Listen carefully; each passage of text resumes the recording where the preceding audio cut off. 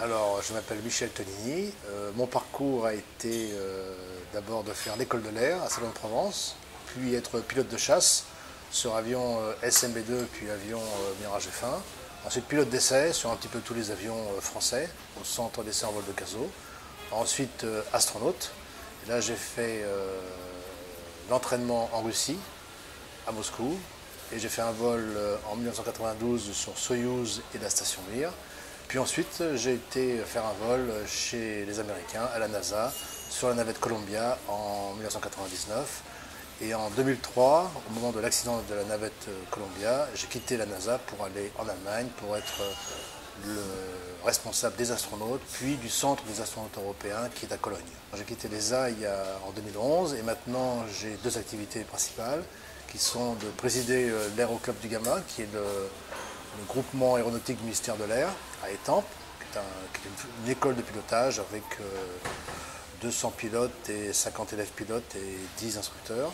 Et j'ai une société qui couvre tout ce que je fais comme activité en tant que conférence, qui sont liées à l'espace et surtout les dérivés de l'espace qui sont par exemple le management lié à l'espace. Le management à l'espace, c'est-à-dire management à distance, management du risque, management du stress, management transversal, toutes les activités qui sont liées au management spécial que l'on fait dans l'espace. En admettant qu'ils s'intéressent à vraiment la technologie pour arriver ici, est-ce qu'en tant que pilote, tu trouves ça crédible qu'ils se crachent à l'arrivée? Non, non, parce que s'ils ont la technologie pour venir ici, je pense que la phase d'atterrissage, c'est vraiment la phase ultime, la phase la plus simple pour eux. C'est tellement complexe pour faire des millions d'années-lumière en voyageant que je pense que l'atterrissage n'est pas le problème, de même que le décollage. C'est difficile de dire aujourd'hui que ça existe, que ça n'existe pas. Aujourd'hui, il faut avoir une approche scientifique, observer, récupérer le maximum de données, ce que l'on fait par les galeries officielles comme le GEPAN, pour savoir tous les phénomènes, faire des recoupements pour savoir quelles sont les dates, quels sont les lieux, quelles sont les choses qu'on a pu voir. Et si un jour on arrive à voir des phénomènes qui sont plus cohérents et plus fréquents, là on pourrait être alerté sur quelque chose. Aujourd'hui on n'a pas suffisamment de données, donc il faut vraiment enregistrer au maximum. Moi personnellement, j'ai pas vu de phénomène extraterrestre. J'ai juste eu ce week-end un avion qui m'a croisé en très très basse altitude, mais vraiment très bas, quelques mètres du sol. Donc je ne pense pas que ça aurait pu être un avion, il passait sous les lignes de tension. C'est un phénomène que j'ai signalé. En plus, c'était un avion qui avait une couleur inhabituelle, parce que c'était dans les marrons-rouges, donc j'ai signalé au service officiel. Mais moi, à part ce phénomène-là, je n'ai jamais vu de phénomène extraterrestre. C'est un phénomène que tu n'as pas expliqué? C'est pas un point? C'est un phénomène que je n'ai pas pu expliquer. On était deux dans l'avion d'ailleurs, à le voir. Hein. D'ailleurs, c'est mon collègue qui l'a vu avant, il avait des meilleurs yeux que moi. Et en fait, on pensait que c'était une voiture, mais il n'y avait pas de route, donc c'était un avion. Voilà. C'était surprenant. Bah oui. Est-ce qu'il y a des secrets militaires sur le sujet?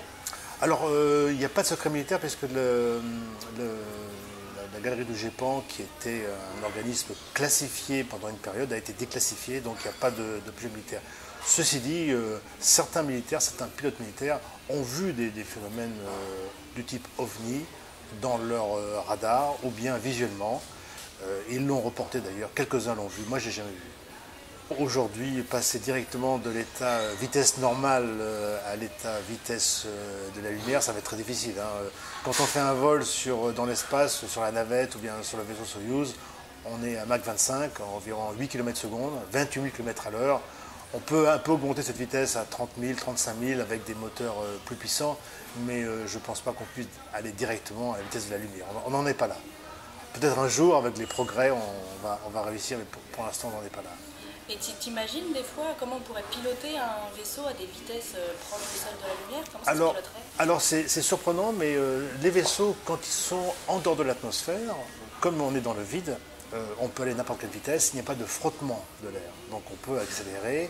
Et les pilotages sont différents, puisque le pilotage, c'est avoir un vaisseau qui se déplace avec un vecteur vitesse assez important. Ensuite, il y a un déplacement latéral que l'on peut faire.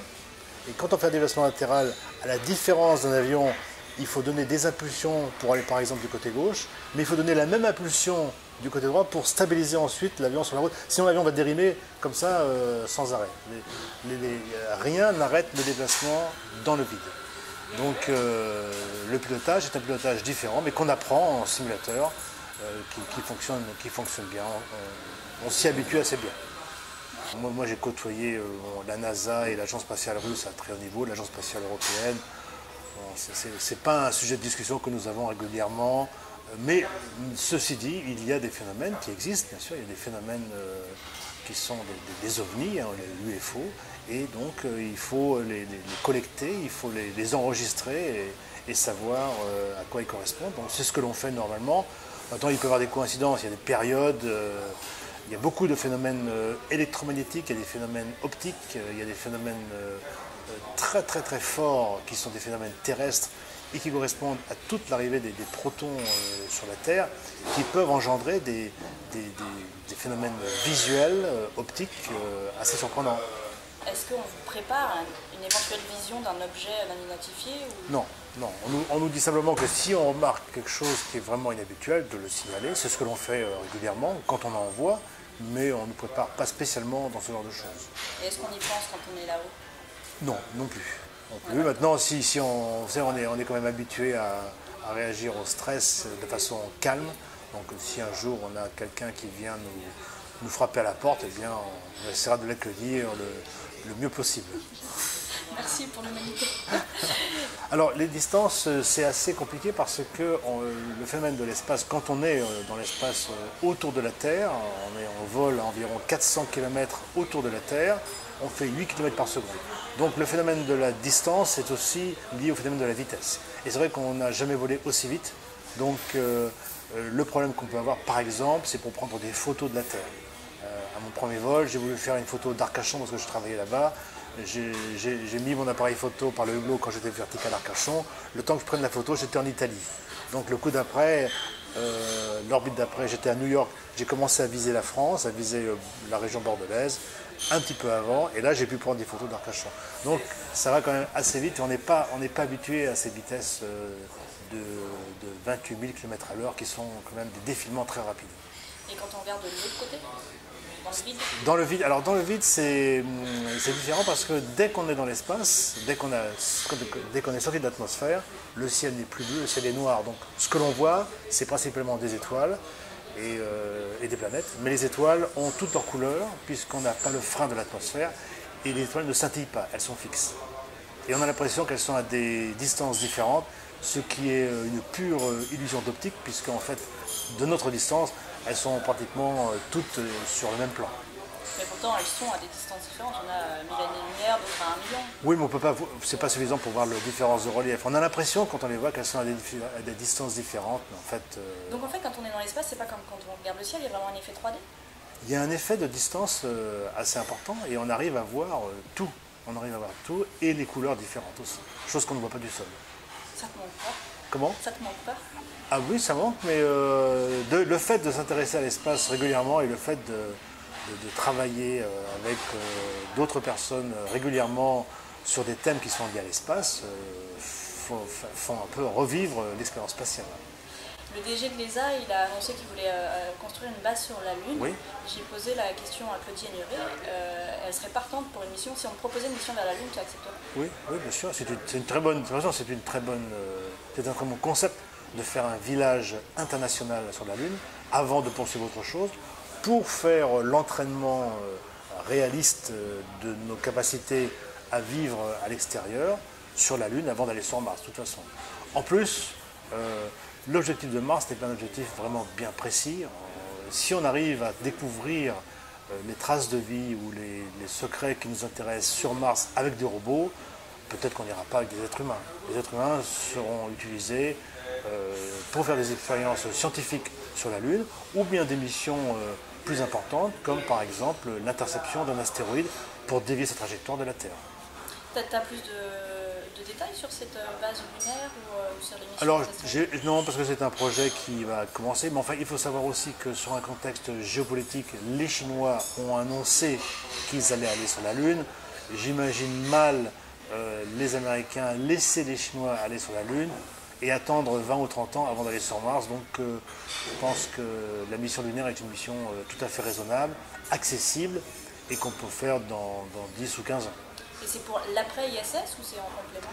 Alors, il y a différents scénarios. Si on fait un scénario qui nous intéresse, qui consiste à aller sur Mars ou sur une autre planète ou sur un astéroïde, c'est intéressant d'avoir une station en orbite basse, beaucoup moins grande que celle-là, mais ensuite, de cette station qui est en orbite basse, on a un remorqueur qui va nous amener vers une autre station qui sera en orbite lunaire pour faire une trajectoire d'orbite vers orbite, orbite terrestre vers orbite lunaire. Parce que ça comprendrait moins de carburant, c'est ça? Alors, ça consommerait moins de carburant, et en plus, moins de carburant, et en plus, ce qui est important, c'est que sur des missions qui sont lointaines, comme vers Mars, on n'a pas de lanceur suffisant pour envoyer toute la masse de notre attirail vers Mars. Donc, il faut absolument passer par un train spatial en orbite basse avant de partir vers une orbite plus lointaine ou vers une destination plus lointaine. C'était le scénario de Von Braun qui a été fait il y a 60 ans et qui est toujours valable. Si on a réponse à nos secrets sur Mars par des robots, on n'a pas besoin de faire de la recherche avec des êtres humains.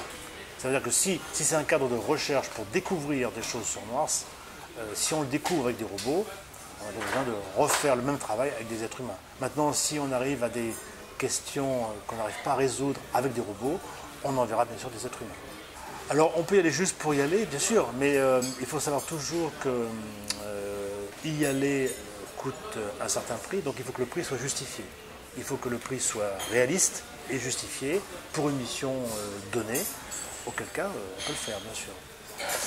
Alors moi, encore une fois, je réponds comme un scientifique, donc je ne peux pas dire quelle est mon intime conviction. C'est vrai que quand on regarde de l'espace les milliards d'étoiles qui nous entourent, les exoplanètes qu'on a retrouvées, qu'on a découvertes, ça serait bien surprenant qu'il n'y ait pas de vie. On a trouvé des planètes qui ont des consistances tout à fait équivalentes à la Terre, avec une composition de température semblable à la Terre, donc c'est quand même surprenant. Maintenant, de dire que c'est une preuve suffisante pour dire qu'il y a de la vie sur ces planètes-là, ou sur ces exoplanètes, c'est assez complexe. Et puis, il ne faut pas oublier non plus le paradoxe de Fermi, qui a été fait il y a une cinquantaine d'années, qui dit que si le Soleil est l'étoile la plus jeune par rapport à toutes les étoiles qui nous entourent, les gens qui habiteraient éventuellement dans d'autres étoiles ou d'autres systèmes seraient extrêmement avancés par rapport à nous et nous auraient déjà rejoints. Encore une fois, s'il y avait d'autres civilisations beaucoup plus avancées que nous dans d'autres étoiles, ils nous auraient déjà rejoints, parce que ce serait des millions d'années d'avance par rapport à nous. Donc, quand on voit le progrès que nous avons fait en l'espace de 50 000 ans, ces gens-là nous auraient déjà rejoints.